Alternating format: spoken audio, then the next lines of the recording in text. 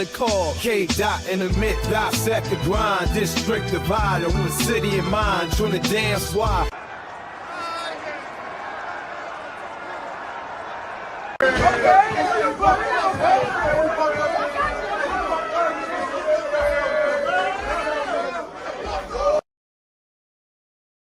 Don't miss a bit, and you gotta spread the word. So shit is shit. K-Dot. Welcome, everyone, to District Divided, a DC sports podcast, more specifically, a Washington Commanders podcast. I am Mummet. That is K-Dot. It's a Shade Sunday, and the team is hip with it. They're familiar with it. They clearly watched the show, and they're all about it. A historic win. First time since 1991. Your Washington Commanders, your Washington franchise, has been in the NFC Championship game. Absolutely unbelievable. 45-31 win. This show all about you guys celebrating with us. Please comment as we continue streaming live over here and getting into our thoughts on the game and our feelings around the game. So K-Dot, once again, over to you. Let's go ahead and just jump into it. It's the post-game reaction show. It's a Hangover episode. 45-31 win.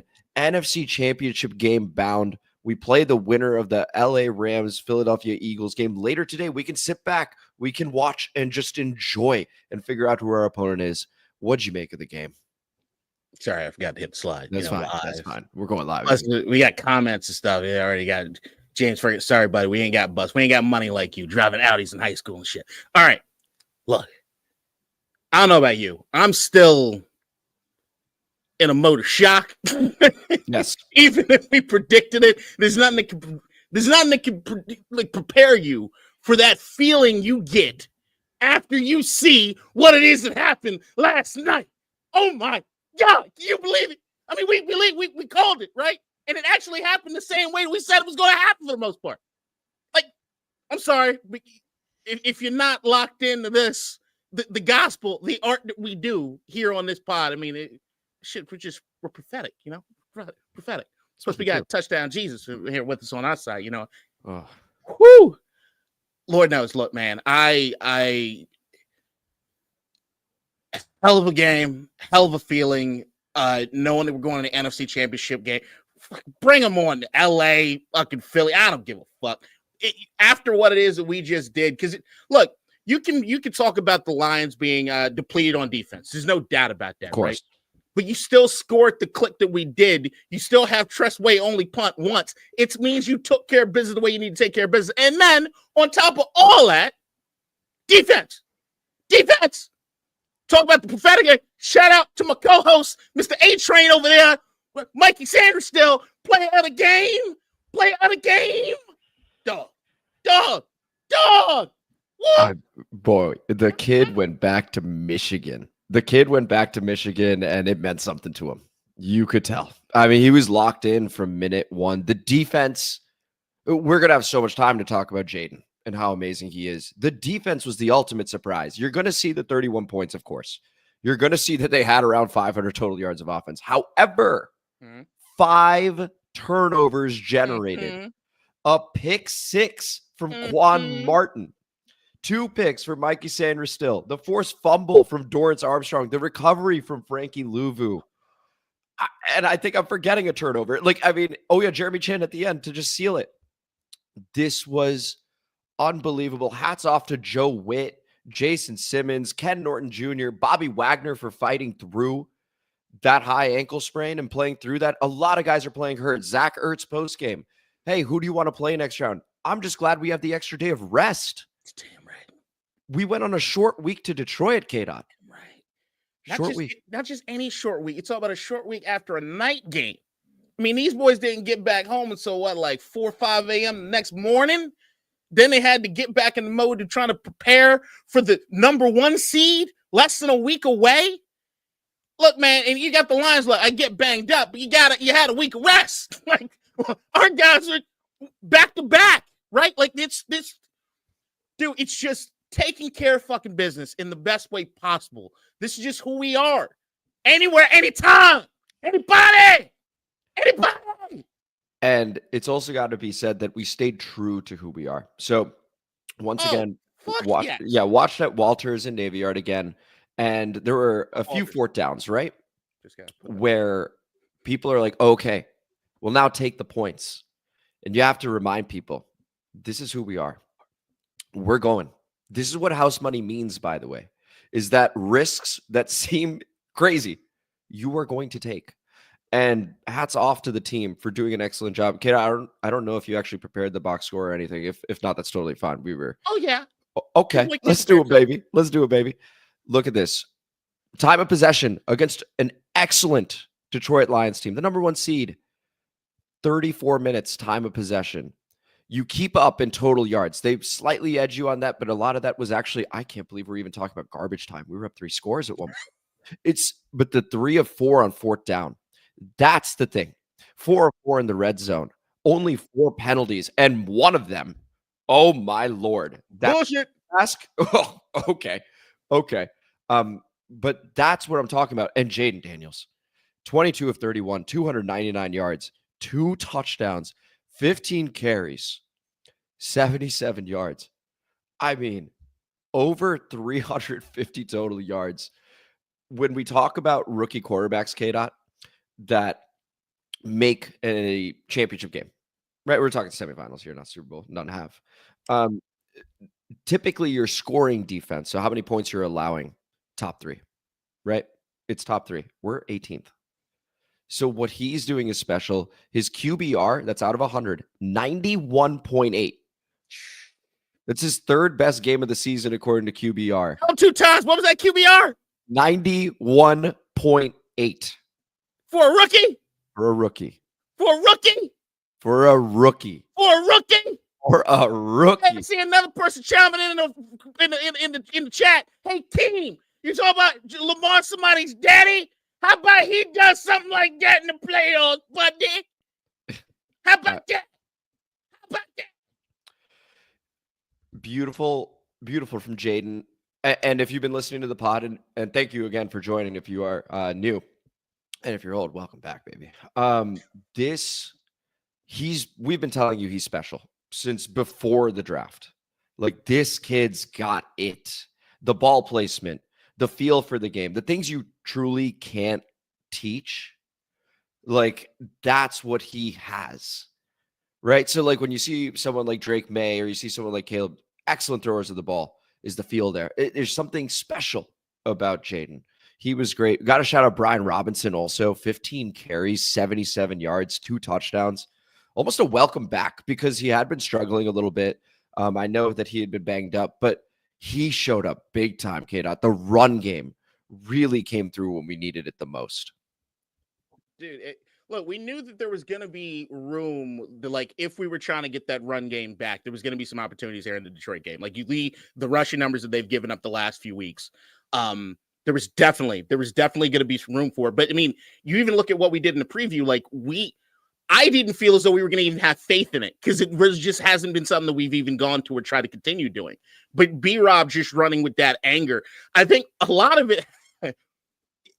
I don't know if it's true, but that the Marcus Mariota, whatever the fuck that was on 4th down.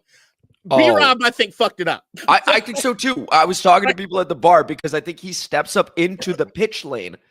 Right. Yeah. And you see afterwards on the sideline, everybody's like, yo. And you see, what confirmed to me was the look on the sideline where his eyes look a little watery. And you just tell, I need an opportunity. I need an opportunity just to get back. I just need an opportunity to get back out there and to show what I can do. And they did it, man. Like, everybody came to play at the best level they could. I mean, this thing, I don't even know anybody that really had a game that I'm like, like Jayden had what in the entire game? There's one pass behind Terry that I'm like, oh, that's all right. You get him next time. Like, it's fine. It's fine. I just saw this comment over here from Guido 1969. Can we extend JD5 yet? Legally, we can't. We will work on it though. Like, it makes sense to just do now. In spirit, he has a lifetime contract. Greatest rookie ever in the NFL. It's just true. I mean, someone in the comments, let me know if you think of a different one, because I mean, I don't know, man. But yeah, that 4th down in particular, because we were driving the ball, we get the 3 and out, right? So let's now go through the game as a passage of time. So we get the 3 and out after Zane Gonzalez kicks it out of bounds. I turn over to Paul Valmareski, shout out, my best friends growing up. We're not kicking today. That's it. So we're good. And so they get it at the 40, and David Montgomery's in first, and we do a good job containing him. They throw it. It's 4th down. We get the ball, and we're driving, and it looks like a hot knife through butter. It's like, hey, we're able to do what we want to do. Yep. And that 4th down was very deflating, of course. I'm glad we went for it. We had to. But the execution in that spot was poor. You could see Mariota and B-Rob talking about it on the sideline. Yep. And you could see Cliff also going over to them being like, what the hell happened? Like, because Mariota initially goes in and turns. The moment he turns, I think he's pitching. But because Brian Robinson of some sort. And B-Rob is just in his way. And the snap didn't look clean. Like, it was nasty. And that's the other thing is, like, you're comparing the two teams and like what went through last night. We've talked about it here on the pod that, like, one of my pet peeves, or one of the things that I look forward to, and one of the things we broke down, is how some coaching staffs will try to be a little too cute and try to do shit they shouldn't do. And those are really the differences between the good coaches and the bad coaches. Really, that's that margin, really, to me. When I say the great coaches and the good coaches, right? I ain't gonna call Ben Johnson a bum. I just think he's a bitch. The frustration from Cliff, they're like, hey, I pulled out something out of the bag of tricks and it didn't fucking work. What the fuck? Like, there's an anger with it. Like, all right, and they can see no more cuteness the rest of the game. Like, we're not doing this shit anymore. Like, stick to it. Because at that point in the game, like, you look, the defense did their job early. Like, we thought that there was barely going to be any opportunities for us to get even turnovers from them in the sense of, like, a 3 and out. And it's like, yo, if the defense has stepped up, then the offense has to come through for the defense, because we don't know how many opportunities we're going to have with that, right? And lo and behold, like, over the course of the game, we did just enough. I mean, shit, that you still look at 5 turnovers and Detroit's able to score that many points. That's how potent a fucking offense you're looking at, right? And that's where those are that margins, right? You have an offense that can take care of business, which is what our offense is. There's no more questions about it. There's no more, hey, what's the next test? Fuck all that. Fuck it. Fuck all that noise. Because even if you look at, like, the Philadelphia game, everybody can tell me about Jalen Hurts, whatever. Take a look at Jayden's numbers in that fucking game against that number 1 defense, right? He balled out. Like, we have shown time and time again throughout the course of this season that we have been able to do what we need to do on offense when our God, the cardiac kid himself, is on point. And he's never been more on point than he was last night. No doubt. Right. He was fabulous. I also want to look, Jahmyr Gibbs, let's just talk about it. If thought experiment, if they had given him the ball in every single play, run, maybe a quick out or something like that, do we win? Like, because the moment he stepped on the field, it looked different, right? His first 3 carries were, I think, each 10 plus yards. The little out. This is why we said it. We were like, look, this is a pick your poison situation. It's scary, but we're glad David Montgomery's coming back, because it does take a bit away from Jahmyr Gibbs, who had been getting around 20 plus carries a game before that. So, like, I don't know that we ever truly solved Jahmyr Gibbs, save 1 drive. He was excellent. Absolutely excellent. 14 carries, 105 yards, 2 touchdowns, and some damage through the air as well, K-Dot.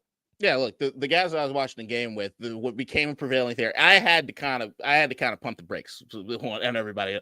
Why are they taking Gibbs out of the game? We want Montgomery. Montgomery's an average back. He sucks. I'm like, I ain't going that far, because Montgomery was still doing a few things as far as from a physicality standpoint that I still think softens up a defense just enough that when Gibbs comes in, but I get it. The numbers that you've seen over the course of the last few weeks with Gibbs has been, but I also remind you who they played the last few weeks. Not necessarily been the best, right? Look, Ben Johnson, he did us a few favors in this game. Number one was, like, if there were certain points of that where it was like, yo, just leave Gibbs in. Like, we don't have a solving for him. What do we say in the pregame? It was going to be, we have to take that part of the game away from them as best as we possibly can. We got to kind of force them to have to throw the ball. And when they were throwing the ball, they were still like, we could throw it to Gibbs. And that was still an issue. But it's you have to limit the ability of Gibbs to just eat that clock and burn that time out. And they did, once again, it's just enough. This team does it's just enough to win on those margins, and then you had an offense that was click, and then the difference on that margin, or that raises margin, is your pick six, right? You take away the pick six, it's a touchdown game, and that's where we're at. And actually, Kid, let me ask you about that. What was going through your head? Because in the span of 1 game minute, right? In the span of 1 game minute, we got the Terry screen for a touchdown and the Quan Martin pick six. Yeah. So it goes from 14-10 Detroit to all of a sudden it's 24-14, seemingly a minute later. What was going through your head? And then I'll tell you what was going on at Walters after. I spent majority of the time just trying to calm myself down until there were zeros across the board. Like until I knew that we were going to be in victory formation. But when that pick happened, I mean, I think back to what it is we said in the preview episode. I think back to what it is we knew. It was like, if you get one of those, that might be the margin of the game. So like it felt to me as soon as I saw that pick six, is like, we got this thing. Like we got this thing. Like we did that. We got this thing. Plus, you already know, with Jared Goff, when it rains, it pours. There's once that seal gets broken, like there's gonna be some more opportunities for it. I felt I was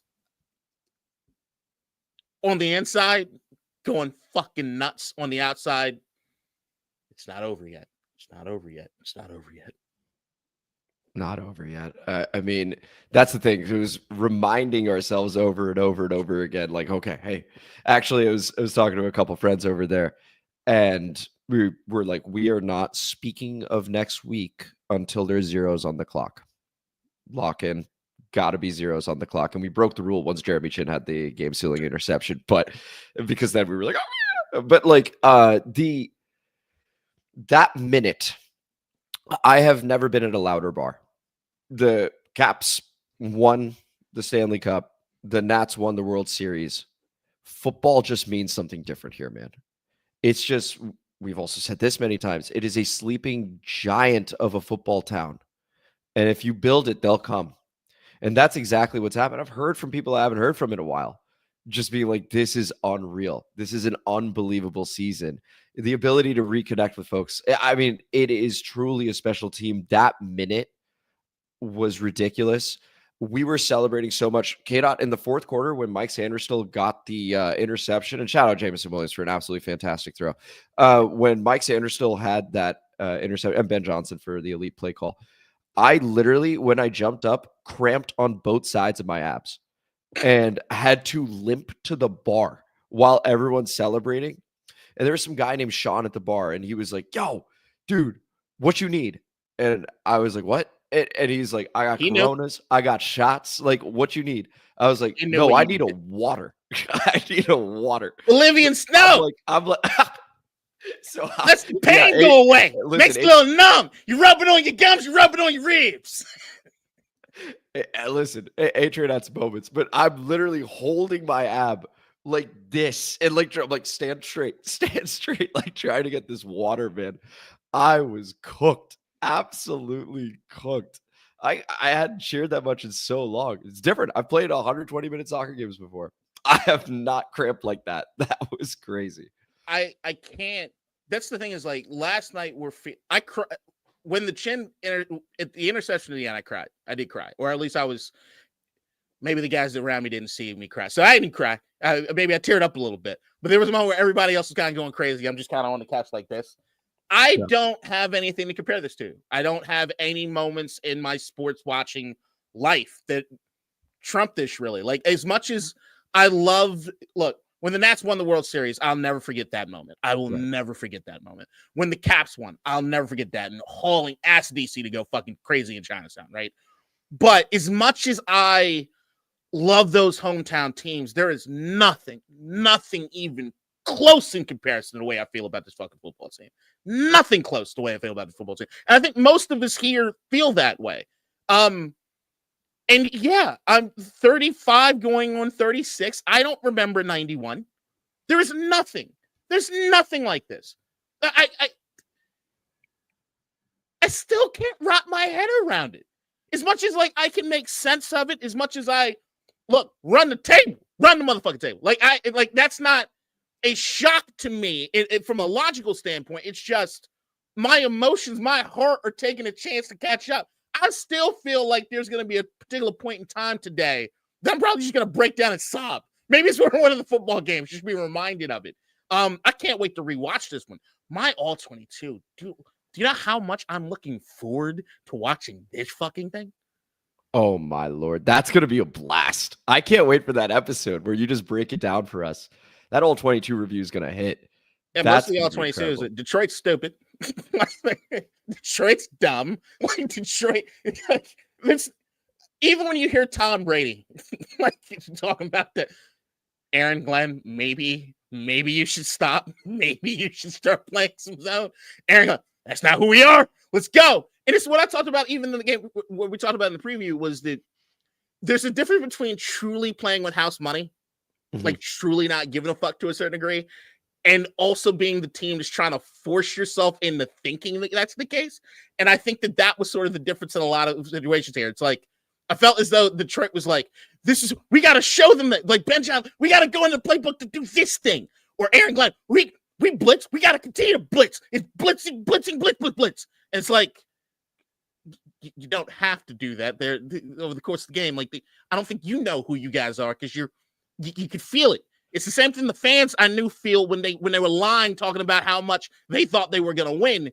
You start lying to yourself. I know you don't believe it. You don't believe in yourself. The thing is, it shows how important the quarterback position is, honestly, because when you look at the rosters, Detroit has us in many, many areas, and they're very banged up on defense, and that has to be noted. So I think even people coming for Aaron Glenn today is like a bit unfair just because of the amount of injuries he's had to deal with, and he's managed to get them to step up in big moments. I think. No doubt. I mean, we've even going into the game, what do we say? There is no coach. You said this verbatim.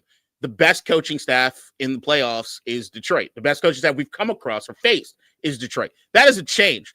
Aaron Glenn's about to get a head coaching job. Ben Johnson's about to get a head coaching job. They deserve it. Wholesale, fully, without a shadow of a doubt. But to me, it's like in those moments when things are, I need to know how it is you adapt. I need to know how it is you do certain things. It's just, to me, it's like, that's why I love Dan Quinn. It's why I love Cliff Kingsbury. These are guys that have done enough in this league to understand the mistakes that they've made and understand that we don't have to make them again.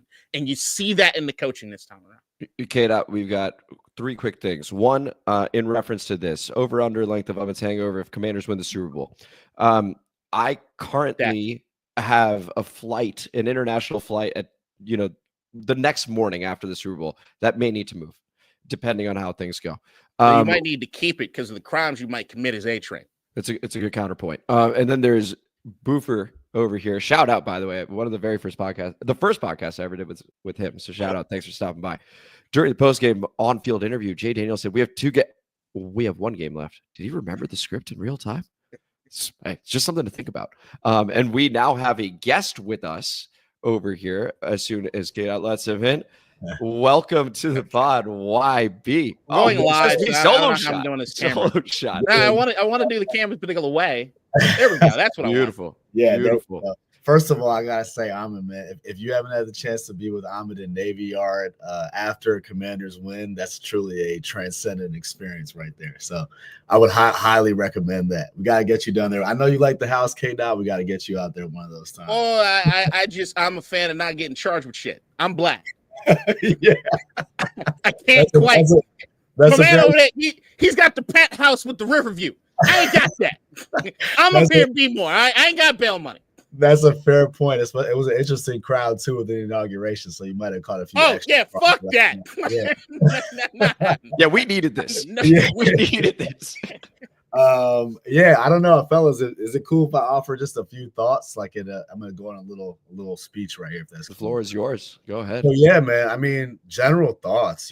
Coming into the playoffs, of all the available matchups, I thought maybe we could get the Bucs on the road, and even that, I didn't know how I felt about it. And I was completely okay with that. I was like, it's been an insane year, probably beyond any of our wildest dreams for a true rookie quarterback, take that. And even after that game, when we got that dub, I was thinking again, wow, great season, Lions on the road, is that happening? I don't know. As Ahmed alluded to earlier, I was listening. I mean, literally we were discussing, I thought Jahmyr Gibbs was going for 300 easy. And we've really struggled against the run as of late. Don't even touch the running back for the first 6 yards. I was like, that doesn't bode well for us. I did hear a comment about Jared Goff. The funny part is, I think he kind of gets a bad rap sometimes, but generally for the Lions, he's probably been about a 3-to-1 guy, TDs to picks. And I think what we saw a little bit last night was probably a bit of the Jayden effect, where I think he was starting to think, if we don't score, Jayden's going to go down and score on us every time. And that's, I think, when you start to force things, it sort of reminds me a little bit of what happened to the Falcons in the Super Bowl with the Brady thing, because they knew he was lurking if they mess up. And I think that's the effect that he might start to have on people. So I think, moving forward, I think after this game, I think the entire perspective changed for me because of the quarterback. And as a dude who has no problem being the biggest objective hater of his own teams when it's warranted, I have to say Jayden Daniels is by far the best rookie I've seen in 30 years of watching, and at the hardest position. A lot of linemen come in and translate early. That's kind of one you can predict a little bit more.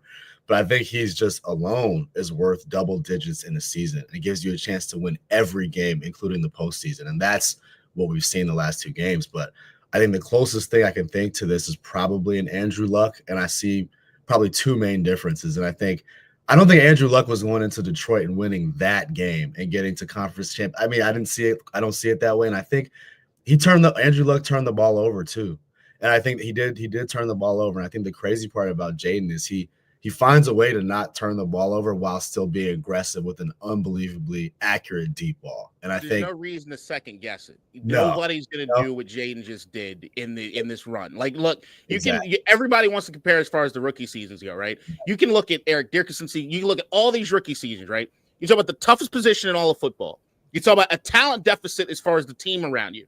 Everybody wants to point to Andrew Luck in the 2-win season they had before after Peyton Manning went down. You also got to remember, they went in the fucking tank. The biggest tank job you might have ever seen in the history of the NFL was Indianapolis that goddamn year, because Jim Irsay can't do a goddamn thing unless he lucks into a generational quarterback. Okay? Nice. So you got to take that into consideration. All right? So they weren't 2-win talent-wise. Okay? They just knew we got to get this kid because Peyton Manning's going to leave. Like, the thing that rolls in my head when I'm doing these predictions, or when we're going through the game, right, is you bring up Jared Goff. I think Jared Goff is great. I root for Jared Goff. I loved him in LA. I don't know what the fuck happened at the end of LA, but once he got to Detroit, it was like Sean McVay kind of saved him, and then Ben Johnson's kind of taken him and made it more consistent, right? He brought it back and has made it more consistent. But here's something. Jared Goff, when his team is trailing by 10 points, 1-in-23. There you go. When we talk about when it rains, it pours, right? When we talk about when we have the quarterbacks and you're wondering, like, all right, they might have done it in the regular season. What's going to happen when it comes to the playoffs? You got to look at mentality. You can be as great as you want to be. I love Lamar Jackson. I adore Lamar Jackson. But it ain't up until this year that you can honestly say, if you're going to be objective, he struggled come playoff time. I don't know what it is, but there's an element of that. What you're seeing with Jayden is the boy isn't moving off of where it is as far as his calmness and his demeanor, right? He's unmovable. And then on top of the unmovable part, if you're comparing to anyone else, I mean, what percentage of the offense was he last week? He was 87%, K-Dot. 87%. This is not Mark Sanchez bringing the Jets to the conference championship. It's Cam Newton numbers at his prime. Right? He carried the team on his back. That's what he's doing. There's no comparison to this. This is outside of football. You want to compare to rookie season? You got to bring me some basketball. You got to bring up Magic Johnson going to the finals. Yeah. Like, that's what you've got to do for me. This is what we're seeing is historic, and we don't need to downplay it anymore. We can absolutely honestly say what the fuck it is. K-Dot, I would make the case that you could even say it's more impressive than what Magic did because he's 1 of 5, right? It's easier to impact the game. It's like if LeBron goes somewhere, okay, they're finals contenders immediately back in the day. Now he's a bit older, of course.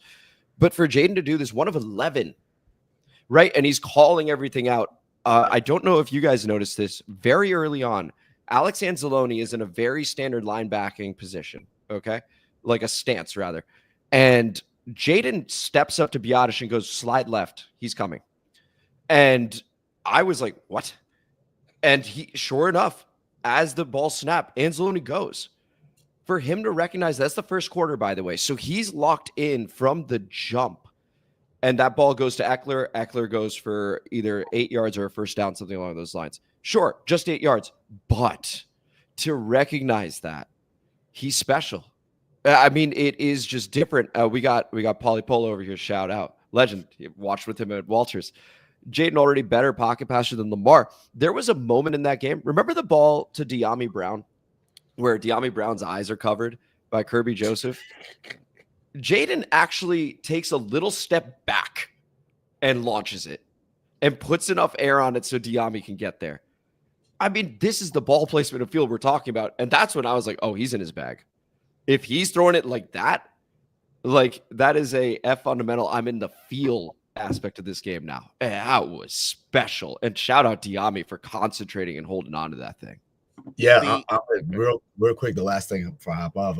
I think to that point, a lot of these, when you look at like a Zacchaeus or De'Ami Brown, a lot of these guys, I think Jayden is making them look like twos, and they're not twos. They're like 3-4 type caliber. And I think that, again, you think moving forward, if you start to build up the O-line, you start to even get like a second receiver, and give him some time. He's doing this with no time in 3s and 4s that he's mostly throwing to. So I think you look forward, you got Dak, Jalen, maybe Shador, whoever knows. But I think I feel pretty good about the division. I got to say, I think, honestly, he's elevated everyone. So we're starting to think the team is like stacked. But this might be the worst team that we have, for a while moving forward. So that's a final thought there. Yeah. I mean, $89 million in cap space, I believe, last I checked. That's after the Lattimore trade, right? We still have a full set of draft picks to go. A shout out Adam Peters. I mean, what he's done. So yesterday, defense plays great, of course. We got a rookie show on both sides of the ball. Jayden, right? Doing his thing. Again, 91.8 QBR, right? And that's out of 100. So he's playing spectacular. Mike Sanders still. Like, for him to come back to Michigan, the emotions could have gotten to him, but that's where that national champion pedigree comes in, right, Kato? We talked about it with J.J. McCarthy when we were talking before the draft. Hey, this guy's a winner. Mike Sanders still a winner as well. And he gets 2 picks in that game. One where he undercuts, I want to say it was Amon-Ra, and the other, or it was Jameson Williams. It was Jameson Williams. It was. And then the other, this time Jameson throws it to him. I mean, he just sunned the guy. I mean, it was unbelievable to have a second-round rookie on defense get 2 picks and our first-round rookie carry us on the other side of the ball. And again, B-Rob, it must be noted in there. And for Terry McLaurin, I'm so happy for him. Like, he's just waited so long for this. Right. And he's been quiet, and it could not have been easy to be quiet in this environment. Articles about stuff off the field over and over and over again. This man is going to work every single day with Heineke, Keenum, like Beck. Like, what are we talking about? And he's just quiet. He's deserved this more than anybody. Tress Way's deserved this more than anybody. I'm especially happy for Terry, though. It's wow, what a team. This team is special, man. This team is special, K-Dot. Yeah. Mark got pieced out. Bring it back up. Yeah. But the Mikey Sanders still thing the first pick, the pick against Jameson, he baits Goff into that. Yeah. He baits the fuck out of Goff into that. If you look at that play, he knows exactly how much closing speed he has. And you can see his foot's not all the way on the pedal. He's just kind of, go ahead, Goff, make that throw. I got this, bitch. That to me was like, it's the best cornerback play I've seen by anybody on our team this season. And I'll give you credit. Marshawn Lattimore, he showed up. Stepped up. He showed up. Like, they didn't even go his way. And you talk about a Detroit Lions team that isn't afraid to back down from anybody, especially offensively. they made sure that if you look at a lot of those Amon yards, it was in the slot, like we told you it was going to be, right? Like that's what it is that they wanted to exploit.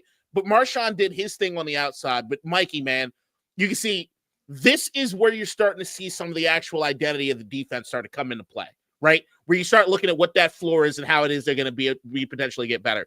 When you have a Marshawn Lattimore taking care of one side of the field, right? And you got you got Mikey Sanders still on the other side, and they're like, all right, if we're gonna pick our poison, we're gonna go after Sanders still. Not after that game. This is on tape for everybody. You've got to be aware of where zero is on defense, right? Like that to me is what that means as far as his defense going forward. Mikey took a step up to being a guy who's now a name. He's a name in this league. Like, yeah. I give it. Jameson Williams, stupid fucking decision, buddy. Stupid fucking decision. But that first pick to me, that shit right there was some special shit. Especially because when it happened, right? So it's just before the half, that first one. It's 31-21 at the time, and the Lions are driving. They're humming. So he takes the air out of the stadium by undercutting that route and picking that ball off. If he doesn't and it's 31-28, yeah, of course it's a dream half for us, of course. But it's still scary territory, right? But for it to be a 10-point lead at halftime, it affords us the opportunity to go 3 and out, which is exactly what happened. And then the Lions end up kicking the field goal. And now we're in a game, but we still have another possession with the lead. It allows our offense to be a little less than perfect, because when we talked about an avenue to winning, K-Dot, we were like, we can't stop these guys.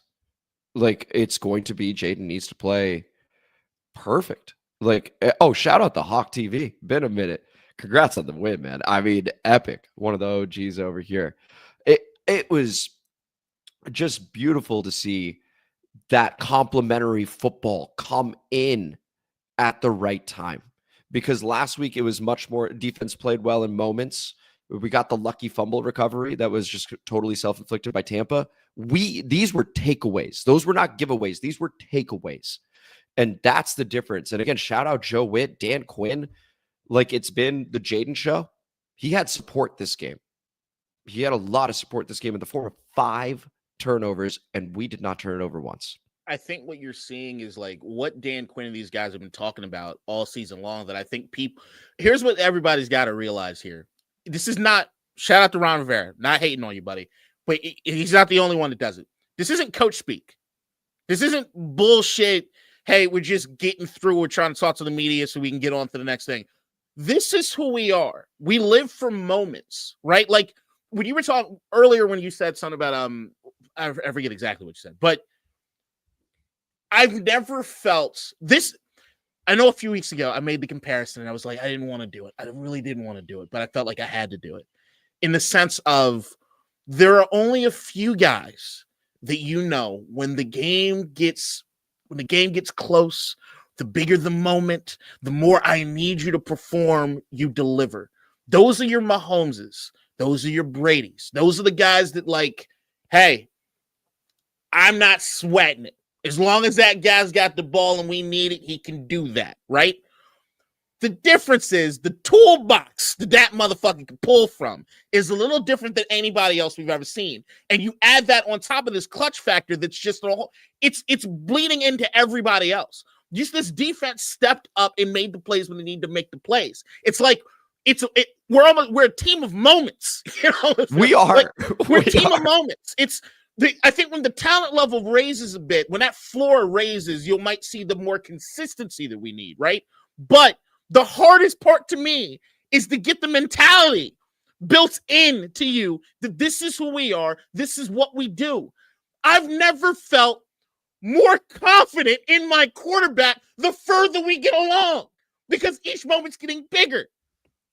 You know, something that was mentioned at the very beginning when we talk about Dan Quinn's press conference is we want these guys, and Joe Witt as well, we don't want these guys out there thinking.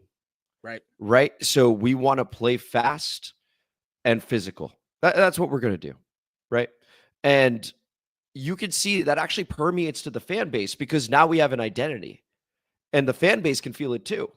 So as the game progressed, I told you at the very beginning, There are tons of diehard fans in there, but also one or two that maybe weren't familiar with the true identity of the team, right?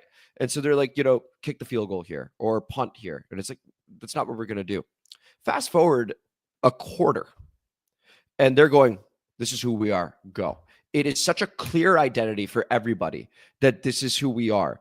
And that is such a testament to the coaching staff for putting it together. And it's a testament to Adam Peters for going, it's not just about talent. It's about the chemistry, and it's about people knowing exactly what they need to do.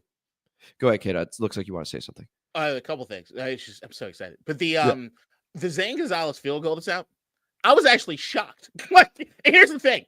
It was the right choice. It was like the only choice to make. And I was like, we're doing what?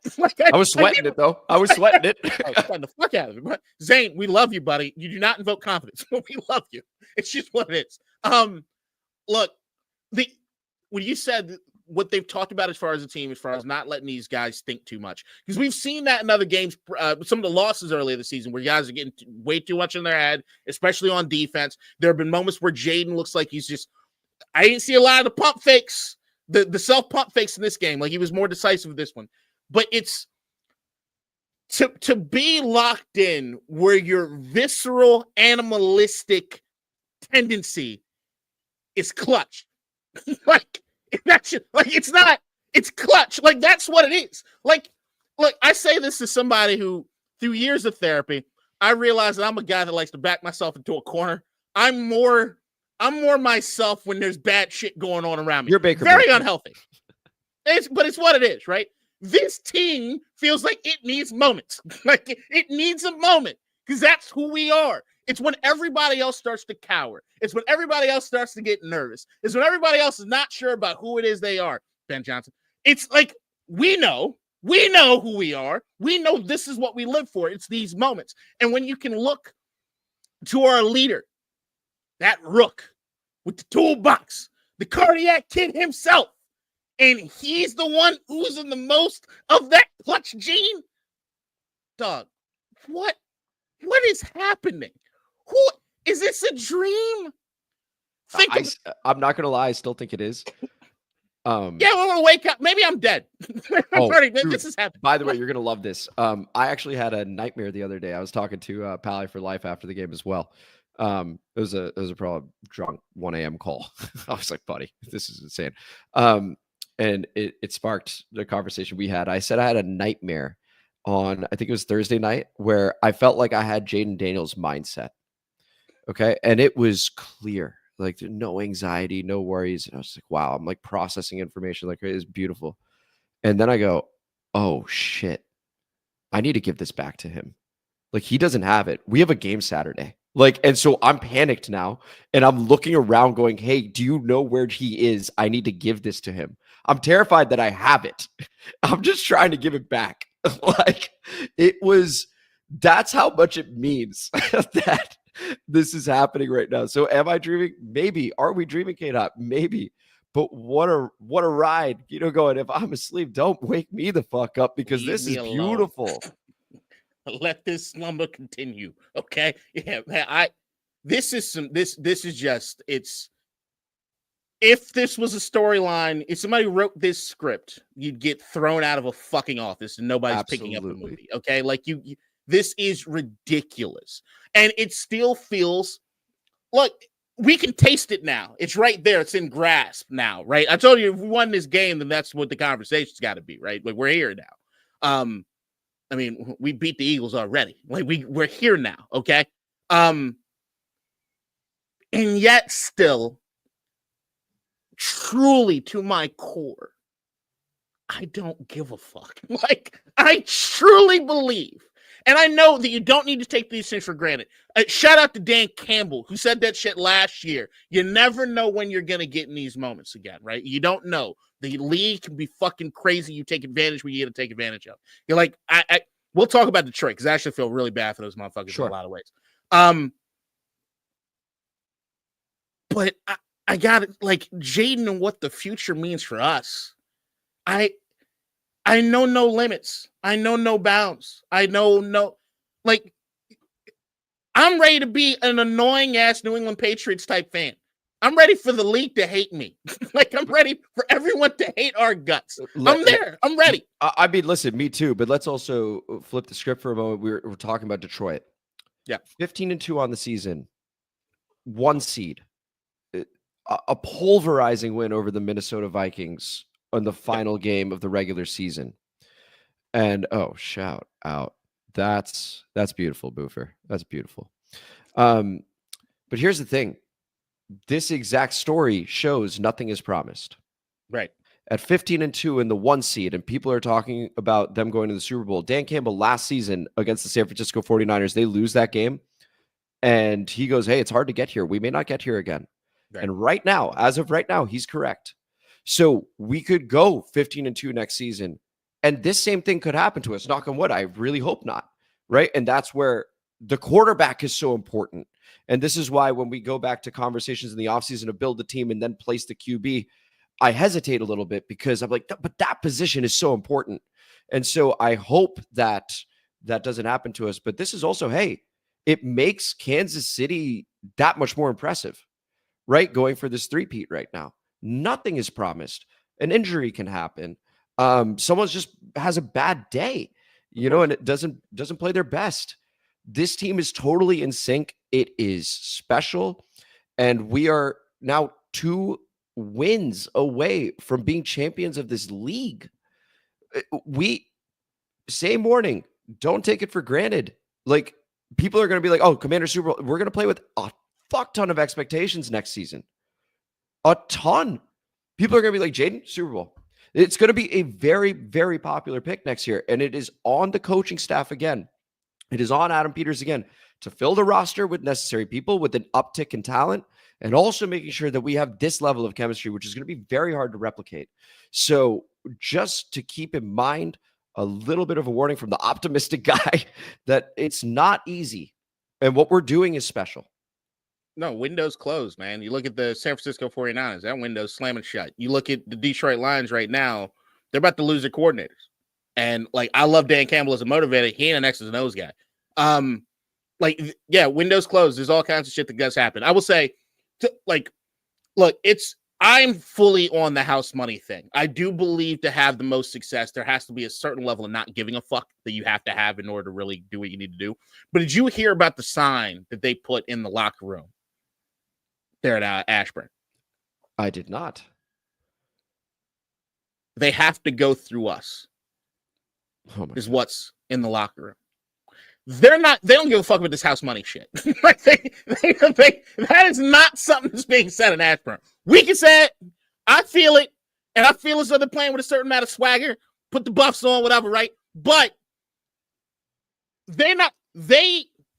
look, man, there's a reason. If you're new to us, you can go back. There's a reason we read from the Coach Gibbs Bible.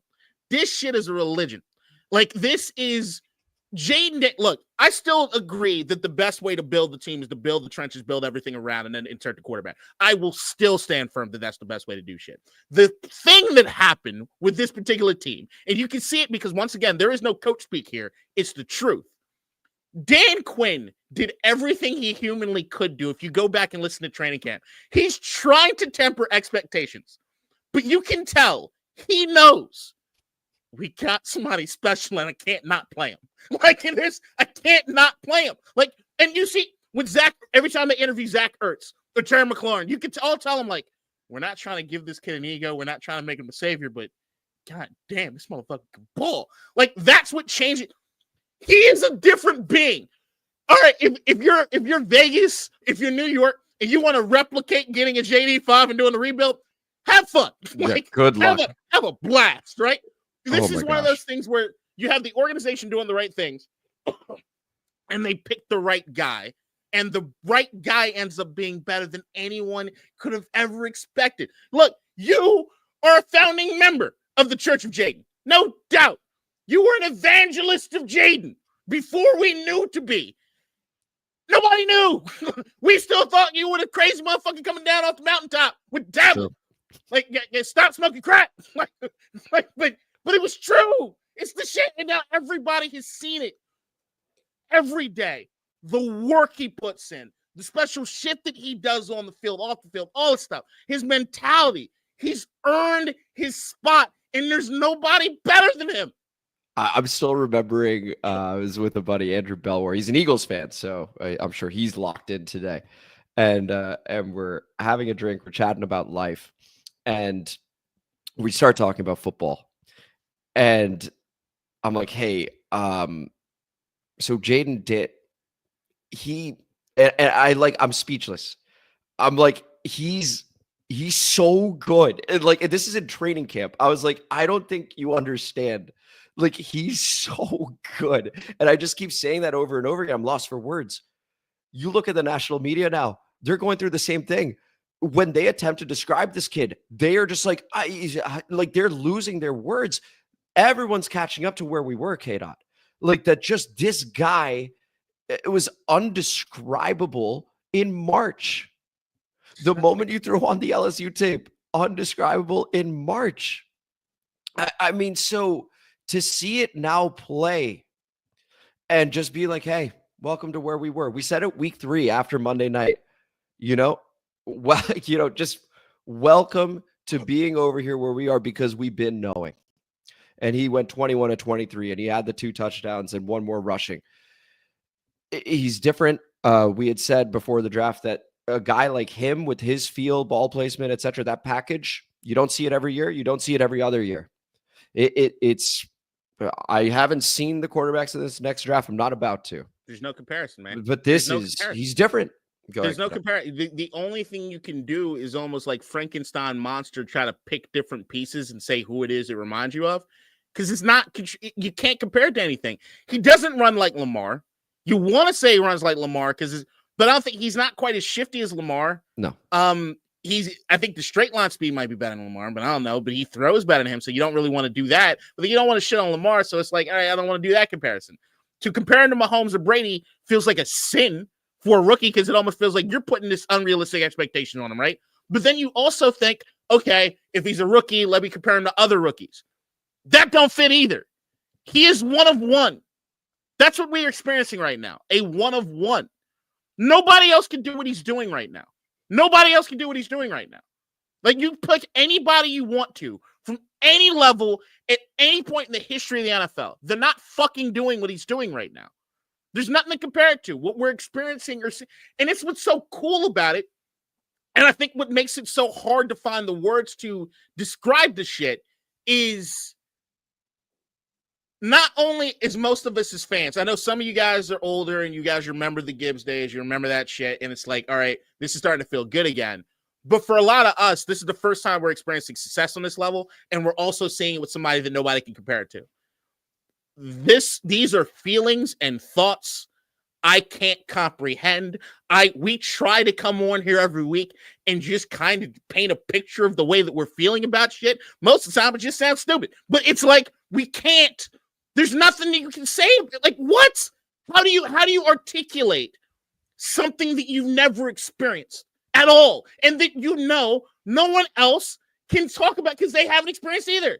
No one knows what it's like to experience the amount of heartache that we've experienced for 30-something years, to have that yacht son of a bitch who I hope is contemplating jumping off that fucking yacht this morning, to have him, to know for 20-something years, we rooted for a team whose owner was a villain, not just like a cartoon villain, like a James Bond villain, all right? Terrible, terrible human being. It makes you question whether or not you're even right for being here and supporting. Made sure I bought all my jerseys from South Korea. I knew that shit. So it's like, to have that, to feel that pain, to know and look at everybody around you. A lot of the guys, my father included, the ones that were there for the Gibbs, you're like, I can't take this shit anymore. I'm out. And you look at them, you're like, you're probably right. We're wrong and we're sick for sticking here. But we did. And now, on the other side of that shit, you get him, the cardiac kid, touchdown Jesus himself. What? What? What are you supposed to do? You do what we do, which is you're speechless, you're in awe, and you watch the national media catch up and do the exact same thing. K-Dot, any final thoughts before we move over to the comment mailbag? Lions. Yeah. Look, I feel for you guys like a motherfucker, but it's like I said, I kind of want to play the fucking song that I made last week just because it fits so fucking good. You can. All right, fuck it. If you didn't hear it, this is what we're doing. We're gonna just listen to the lyrics of this bitch and tell me if I didn't know what the fuck I was talking about when it comes to Lions.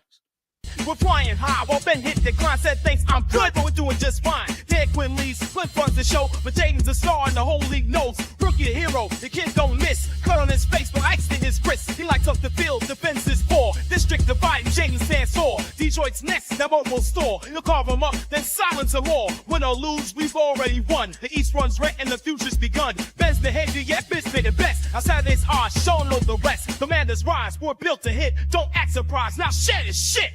Shit. That was the wrong song. I was the comment mailbag song.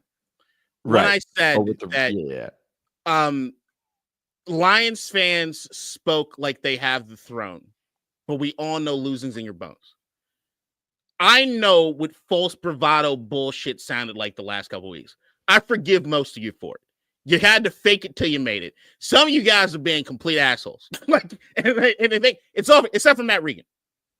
But everybody else, like, I understand what it is that you had to do. Cause like I'm looking at the Detroit Lions and they got everybody there in the stadium. And they put the camera on Barry Sanders and they put the camera on Calvin Johnson. Some of the greatest players ever. You know what I remember mostly about them? They both left because they were tired of losing. They retired because they were tired of losing. They knew we're never going to get there. Why do this anymore? And they just stopped. That's who they are. They're the only team in the NFC not to make what? Not to make what? That's fucking crazy to me.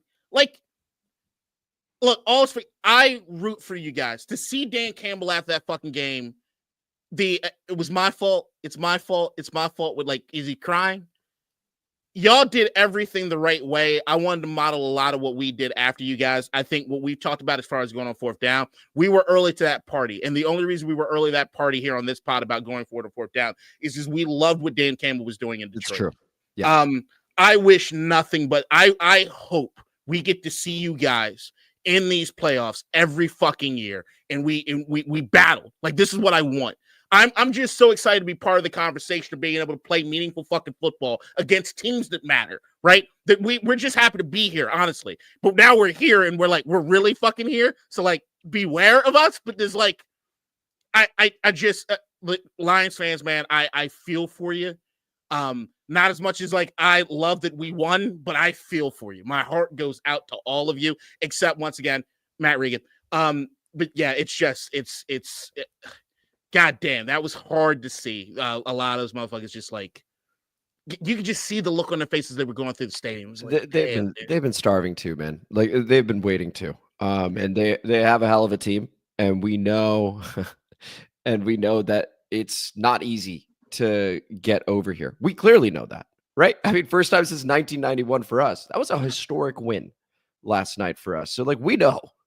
All right. And yeah, just hats off to Detroit for an amazing season. And I can't top it, other than it's just going to sound condescending or like that I'm, being like, oh, like, it's just, they had an unreal season. They were an unreal team. I was very nervous about this game, only because I thought we had a chance given how special the team's been.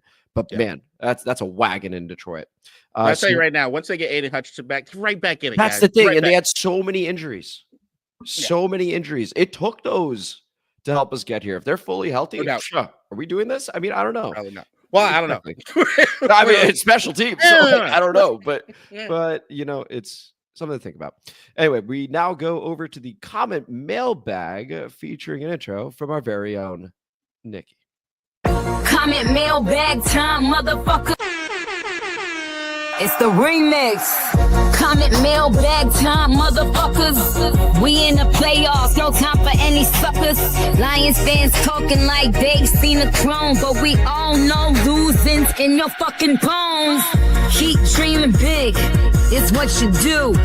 Commanders rise, we're coming through. And yo, straight up, fuck Matt Regan. Every time. He actually did enter the comment mailbag. Oh, did he? He Couldn't resist, could he? He should have goes- stayed away, Matt. Everybody wants a piece of Detroit. Well, come and get it. That was Panay Sewell saying that. And I also have to say, nothing but respect for Matt Regan. Texted after, said, hey, good game. You guys deserve to win. Handled it with class. All right. So I just want to say that. Regan, good game. Good game. So respect on my end. Fuel me. we got Salty sweet nectar. he almost handled it with too much class. I was like, come on, like because he knew. Be angrier. They knew. They knew. See, you gotta understand. I'm not lying. They knew it was bullshit. They were trying to hype themselves up. I get it. I see the hurt. It was just the end of that game. The fourth quarter, when they're trying to drive down the field after I will say, one of the best onside kick attempts I've ever seen in my life. I was terrified. And that was the thing. When it was 45-31, just real quick. If they had scored a touchdown, I was, oh my Lord. I mean, I was like, please, this game is not over. Yeah, I was like, God damn. They're going to go for two. Do that and they're going to go for two. And I'm just like, oh my God, we're going to lose 46-45. Zane Gonzalez just missed the kick. Jaden's never going to touch it. Oh my God. It's so look on Zach Ertz's face afterwards, like, motherfucker. I barely got that. But you can see, every time they pan in the stands, it was like, we have hope. And all of a sudden, it was just, you could see just inside, they were done because they knew. We've seen this before. We knew exactly what's about to happen. We've come to terms with it. We understand this is who we are. The last week didn't mean anything. It was a facade. And I get it, guys. But Matt, keep crying. Just put it in a bottle. Send it to me. Go over to Tony. Tony OG. Share this shit, man. Share it. Appreciate that, Tony. We got Vindo. Doubt. FYI, Dan Quinn has Goff's number 2-0. Also, Quinn is undefeated against the Lions. So undefeated against Goff, undefeated against the Lions. Of course, Regan replies, he's like, dude, he hasn't played these Lions. Get the fuck out of here with these stats. Lions by 20. And then Ridge, where your helmet at, replies to that with a big old smiley face, knowing that this is a wrap. That was after the game. Wow. I mean, again, just what a win. And one more from Coach Lombard as we burn through this real quick. Independence Day is the reference that K-Dot made last time. Best of luck this week. Coach earns $1. Light them if you go! NFC Championship, motherfuckers! You'll also notice that we're in such elation. We haven't even talked about, hey, who do you want to play? We're just like, dude, this was amazing. You know how I feel about this. I know how you feel. Ben, you're going to be anyway. There's no decision. I know what I'm going to do, and I know what run the table is something I believe to my core. Okay. Yes, you do. Big Papa Grizzly, loving the remix at the hour 6-minute mark over there. And Big Papa also goes Independence Day, Will Smith, Jeff Goldblum, classic. Send to you too. That's it. Send Amit a DM on Twitter with like I don't use Cash App. Venmo, I send you $1. I'll send you one too. There you go. You each made $2. You seen Independence Day? No. God damn it, man. I know, because even last week you were like, you've seen it. And I was floored. I was like, you think I've seen a movie? It's Independence Day. I got time. I can't focus on football right now. I need to decompress. I may just watch it after this. Maybe. Here's Big Papa Grizzly. If we beat Detroit, we are winning the Super Bowl. See you after the game. K-Dot. Are we winning the Super Bowl? Look, man, it's like I said here, the further we go, the more faith I'm having in Jayden. And the thing is that it's so hard to counter that with the logic of saying he's a rookie quarterback and I'm waiting for like the unraveling. I'm waiting for him to show that he's a rookie. And like the most I've been able to do is like a series he thinks he looks like a rookie. Maybe at most this season, a quarter he's looking like a rookie. If we're taking out the ribs injury or whatever, that doesn't count as much. The two games that we've played so far in the playoffs, I'm more afraid of than the other two opponents that are left in the NFC. If I'm being completely honest with you, because like I said, look, AJ Brown reading books on the sidelines and shit, we'll see him today. But it's like, there is no doubt when you see what our team did, and when you see them in the locker room, when you see them during the game, when you see them we got a team. We got a team. Yeah. And we got a coach that's working. So like I don't want to pick anybody over us, except for Kansas City. Like I got to see that. Like I can't. Kansas City's Kansas City. Here's a live comment, Reed. Let's go ahead and do that. As an unbiased Vikings fan, if you face Philly in the rubber match, how do you think it will go? It's a division foe. Will it be closely contested? I figure a lot will be on Hurts' health. Kiddo, why don't you go ahead and answer that one? It's like I can already give you a preview of it, because it's basically what we faced the last couple of weeks. Is what are we going to allow Saquon to do? You say that about Jahmyr Gibbs. You can say that about Bucky Irving. What are we going to allow them to do? And beyond that, can we eliminate or take that part of the game out so that even if they have success with it, it doesn't really matter as far as what the outcome of the game will be, right? So like that means it's going to be on Jalen Hurts to show that he can do it. And I tell you right now, from what I just saw from Marshawn Lattimore and what he did to shut down, I'm sure they didn't target him. I'm hopeful the All-22 will prove that he did a damn good job in this game. I haven't seen that yet, so I can't confirm it. But if that's the case with what Mike Sanderstill just did, and that's the secondary that's now facing Philadelphia, I feel a lot better than I did the first time. Yeah. Oh, absolutely. The second time. Yeah, the second time. It's also got to be noted, Philadelphia's defense, absolutely outstanding, right? So that's going to be different than playing Detroit, right? Who are just totally banged up. Right now, Jayden's gotten better, and it's also got to be said that Marshawn Lattimore, at minimum, has now played 2 games in a row where he's come away from the game healthy, and he's continuing to ramp up at a good time for us. So just wanted to say that. We go over to... One second. Yeah. 24-39, 258 yards, 5 touchdowns, 2 interceptions, 9 carries, 81 rushing yards. Yeah, I remember. Jalen Hurts don't play defense. Y'all can talk about what it was as far as the complimentary football. Right. When Jayden had the ball in his hands, that's what he did. Oh, there we go. There we go, Tony. Hey, shout out Rashawn as well. All right, I hope you guys are having an awesome victory Sunday over here, Tony. Thanks for rocking with us since day one. For real. Appreciate you. And appreciate Rashawn. Enjoy it, son. We got Jamal BB Charbonneau shout out. The whole NFL fandom is picking the Lions to win this game, so they are favored to win by 10. Just remember, majority of people are wrong majority of the time. Everyone knows how good the Lions are, but not many know how good our team is. So far, we have done just enough to win games by only a few points, and no one has seen the potential of this team. Wow, what a comment. Our team is actually a good match for the Lions, but the number one reason we are going to win this game is no one has ever seen a blue lion. And someone replied and then deleted the reply because it was a Lions fan and they lost. And so Jamal replied to that. So we'll skip that reply. But what a comment, K-Dot. Nailed it. Have you seen a blue line? I can't say that I've seen a blue line. Well, okay. The blue line thing threw me off because there was something earlier. There's something he said earlier in that comment I wanted to reply to, but I forgot about it. God damn it. Sorry, bud. All right. And also not rooting for Andrews. We go. No, of course. Oh, no. Sorry. I remember now. There wasn't a bet of the week. But like I told you guys, I have a problem. Yeah. I made so much money. Like hey, league, FanDuel, sports books, make it to 24 and dog. I need to rake in that cash. Okay. Do whatever you gotta do. Cause the money train. Achoo. Beautiful. We go over to Motown Mitch.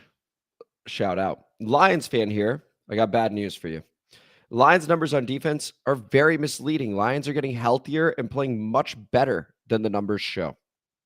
And Lions play press. Your Redskins are in for a beating. Not played a team like Detroit all year. So, yeah. But also, we hung 45 on you. So if I'm shooting any bail, they came into this game hurt as fuck. And I think over the course of the game, they lost like 3 defensive backs. Like, it was Amik Robertson got hurt on the first attempt of tackling Terry. Just what y'all year, man. It's like, but the thing is, like, this is what I'm talking about. The Lions fans just talking shit. We all know your team is injured. Stop talking shit. Like, that's the reason we thought we'd win. Like, Correct. We knew. Did you Correct. not know? We knew. You're hurt. If Aiden Hutchinson was playing and you guys had a full complement, we don't predict the same thing. So you guys, stop. Just stop. I was talking to another buddy, shout out Colin. And as we were getting closer to kickoff, I was talking to him around like 6 p.m. And as we were getting closer, I was like, you know what? The more I think about this, I think our offense versus their defense may actually be more of an edge than their offense against our defense. We've just played a game. We had a turnover. I think we're beginning to come together. And so as I was thinking about it, I was like, you know what? Like, I think we're going to do this. Like, I know I predicted it, but being tight, but I was like, I think we might like play well and outplay them. It won't just be like a at the death, maybe just maybe. And it ended up being so. Yeah, I mean, it's to your point. That amazing. was the difference in the game, is that we knew you guys could do whatever you want to salad and run. We have a Superman in Jayden Daniels. You can't stop him. That's it. You're not going to be able to stop him. On your guys' offense, we have to do what we can to limit Gibbs, mostly through offense, like to limit him. And now, if we're putting it between Goff and Daniels, who's picking Goff? Nobody, man. Nobody. That's what it is. It's like, do we need to force it to be in Goff's hand? When it rains, it pours. 1-23 when it comes to having a 10-point deficit. Yep. These guys ain't the same. That's the thing. Actually, if you listen to us on Ref the District, we were talking about 6 seed versus 7 seed, talking about the 6, and then also said, if you look at Jared Goff's numbers when they're trailing, it is a very, very different Jared Goff because they are so used to being in the lead. It's just a different thing the moment you're behind. And you know, that's the other thing. I even look at the Aiden Hutchinson thing, and I'm like, I don't even know if that matters. Because the other thing that, when we talk about being backed into a corner when the pressure's on, literally pressure, what does Jayden look like against the blitz? What killed him? He's not real. What was he, 12 of 16 against the blitz? He's already sliding protections too against blitzes. Like now he gets that. And they would have still blitzed. Even with Hutchinson, they would have blitzed their asses off. They would have loved that shit. Even with Hutchinson there, they still love the DB blitz. True. We go to Big Papa Grizzly. We are now at halftime of the game. Checking in at halftime, boys. Holy fucking shit. We could do this. We could fucking do this. Let's fucking go. How's everyone doing? Everyone good? Get some water. Make sure you control your breathing. K-Dot, that was the halftime check. How do you feel about that from Big Papa Grizzly? Halftime check. I went outside, smoked a cigarette around the other guys I was watching the game with, and we were trying our best to keep it calm. Like, we some of us start pulling out our phones and look at bets. I'm like, you can't do that. That's bad juju. We don't care about this. Just win. Just win. It was very much make sure the superstitions are in play. There was some yelling at the end because some guys were starting to celebrate a little bit too early. We were like, shut the fuck up. It ain't over till it's over. So it was a little, I might have to, there's some apologies I probably have to make.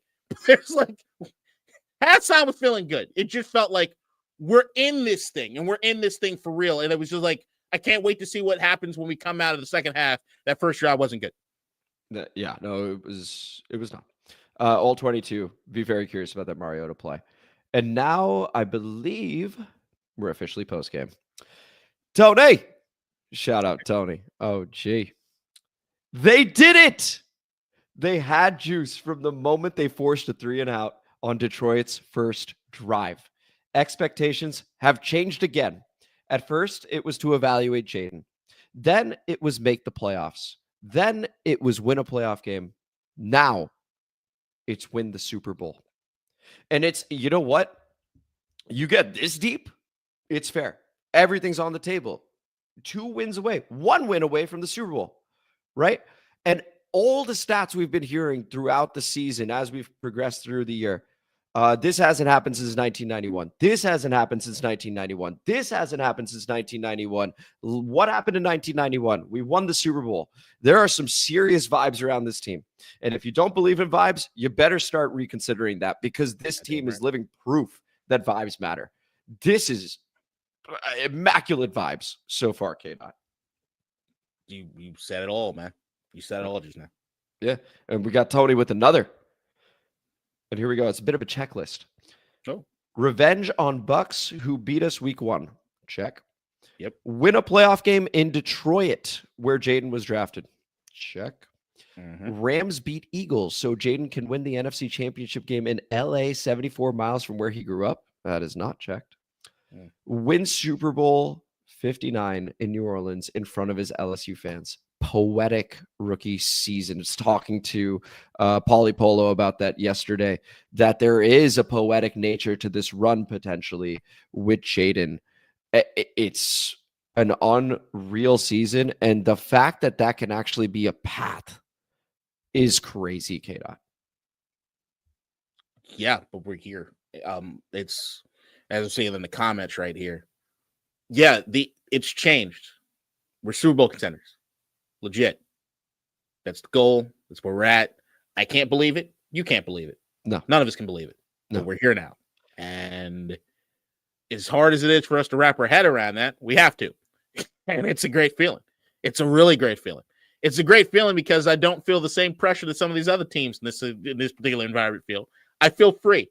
This is special. It's like there's no pressure, and I still feel confident, and I feel good. Like it's awesome. It's a beautiful thing, man. I'm hard pressed to think of a season that's going to be as fun as this one. Seriously, from the floor of expectations to where we are now this is magical. This is truly magical. Like K-Dot said, if you gave this movie script to somebody, they'd throw it out and say, go fuck yourself. There's no chance we're producing this. DJ Turner goes, take a bow on the predictions on this one, boys. Sanders still, Daniels versus the Blitz, Eckler out of the backfield, 4th down advantages, etc. K-Dot, I mean, I think we do a good job trying to just mute ourselves. We called it. This was all the stuff we talked about, right? Eckler out of the backfield was huge. Mike Sanders still player of the game, 2 picks. Jayden against the Blitz, 12 of 16, crushes. And the 4th downs, we were more aggressive and we converted more often than not. We did. It's what it boils down to, man. This feels good, man. I feel Thank happy. You, DJ. Thank you, DJ. Appreciate that. You know what a priapism is? I think that's how you pronounce it. Priapism? No, what was that? It's what I've had since last night. Okay, I'll go look that up after this. Big Papa Grizzly with another. And now this is okay. This is now postgame. Coming in hot postgame. Holy fuck, boys! We did it!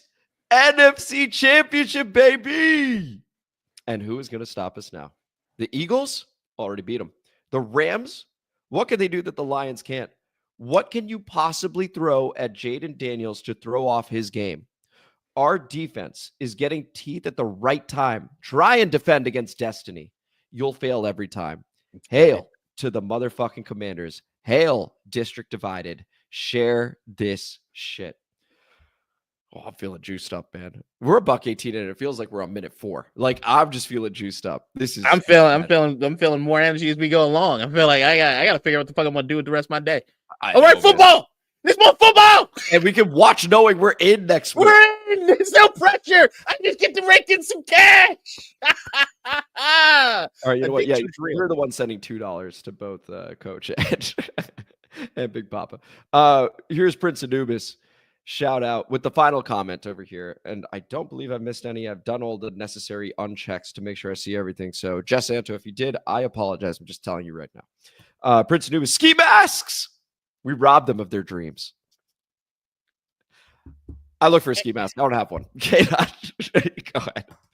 I might, but I ain't gonna admit it. I ain't gonna see me on camera in one. I was gonna say it's kind of like I remember Don Cheadle when COVID was in full swing, and it was like y'all telling us to walk in the stores with a mask on. fuck you. Like, that's not. It feels like a setup. Like I thought about rocking a ski mask, but this don't feel like robbery.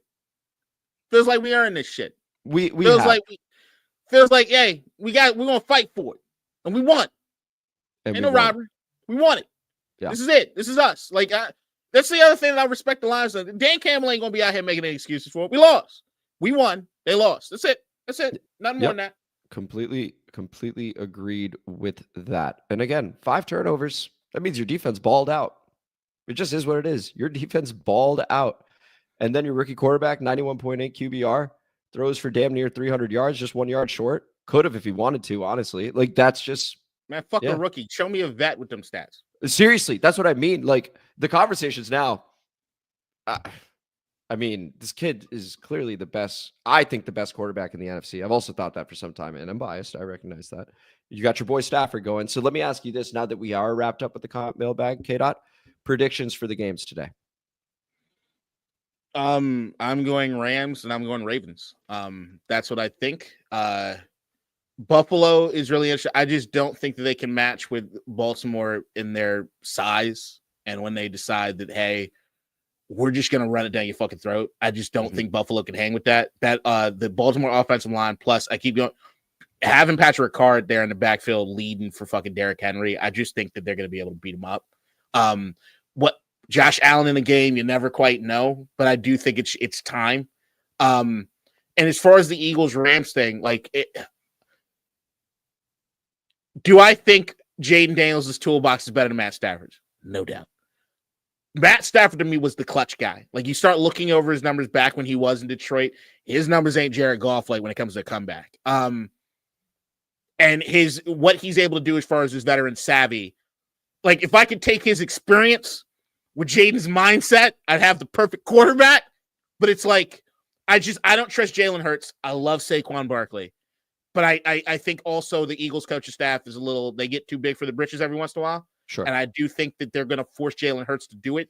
And I don't trust the Jalen Hurts AJ Brown combo. I just don't. Okay. So give me the Rams. All right. No, listen, I think sound logic. Here's what I'll say. And before I do, because we're about to wrap up here in just a couple minutes, comment mailbag. For those that are new, we have been showing comments, and thank you for joining us for this. If you want your comments read, then what you do is, as this video is posted, then write your comment, and then the very next episode we read the comment, and that's how we end up maintaining the tight community that we have. So we thoroughly appreciate you guys, and thank you guys for listening.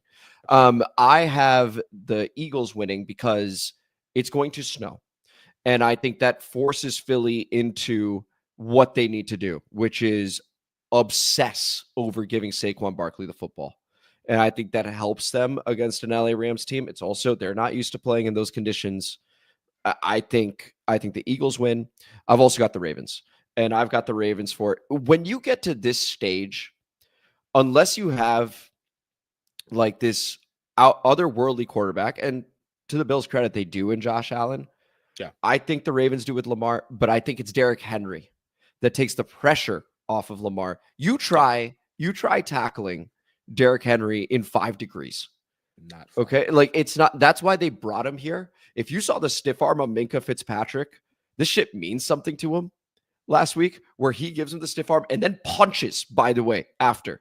Like, he is like, this is my year to win the Super Bowl. So Derrick Henry is my X factor there. And I just like, that is, I don't think anyone's stopping that man right now. I'm saying they're too big for him. It's like there's a physicality to Baltimore. And yeah, what I'm saying is, when you run, if you got Patrick Carr leading the way for Derrick Henry, who the fuck wants to be responsible for either one of those motherfuckers? Who wants to touch those guys in that weather? Nobody wants to touch those guys in that fucking weather. I will say this as far as the Rams Eagles thing. Now that we're here, I don't really give a fuck about my preseason prediction. I got money on it. I don't really care. I had Chiefs, Rams. I'm already about to win the MVP futures, and I'm about to win my offensive rookie of the year. I ain't greedy. You're doing fine. I want Philly. Yeah. I want them. Oh, the energy in this town would be next level if we get Philly. I want Philly. Yeah. All right. And that's going to conclude the show here. This was District Divided, a DC sports podcast, more specifically, a Washington Commanders podcast. Thanks for joining us on a Shades Sunday special edition. Really appreciate each and every one of you. And if you want those comments read, once again, once this video posts, drop your comment there and we will do so. I'm Amit. That is K-Dot. Thanks again for listening. And if you liked this video, well, go ahead and please like the video, subscribe to the channel, hit the notification bell, comment as you always do, like we've been talking about, and K-Dot. You know you want to. I shouldn't have had to say it. You know you want to. It's the gospel. It's the word. It's the art. You don't want to hold it to yourself. You're not selfish. You're not a selfish asshole. You're not a selfish bitch. You don't want to be a selfish asshole. You don't do that, right? You're a good human being that loves other people, so you're going to do what you need to do and share this shit. Share it, baby. Just share it. Share this shit. Greatly appreciate you guys. Have an awesome day today, a Victory Sunday. First time in the NFC Championship since 91. And we will see you for the preview episode. This is going to be Friday, 2 p.m. So until then, take it easy. Love you all. Thanks for being a part of this with us. In DC, we're just hoping that you listen.